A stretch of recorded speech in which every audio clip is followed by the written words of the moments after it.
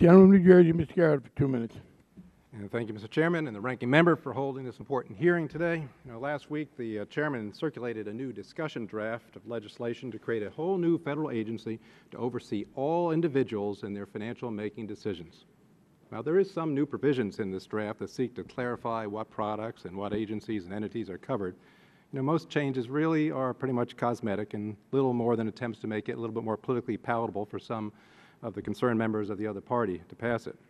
This legislation still separates consumer protection from safety and soundness regulation, much like Fannie and Freddie did, and we all know how that turned out.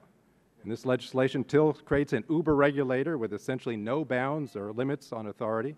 And this legislation still limits consumer choices and reduces consumer credit.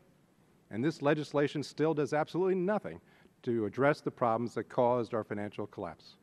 So this legislation really hasn't changed that much. In my opinion of it, really hasn't changed that much either. It's simply another example of something taxpayers can't afford. It's simply another example of government overreach. It's simply another example of increasing the power of the federal bureaucrats at the expense of the individuals. It's also really another example of the Federal Reserve being held out as a personal piggy bank, if you will, of the current powers that be in Washington, D.C.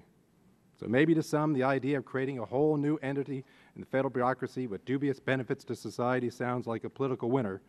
But it's clear that the more people concentrate on the consequences of this idea, the less likely it will be.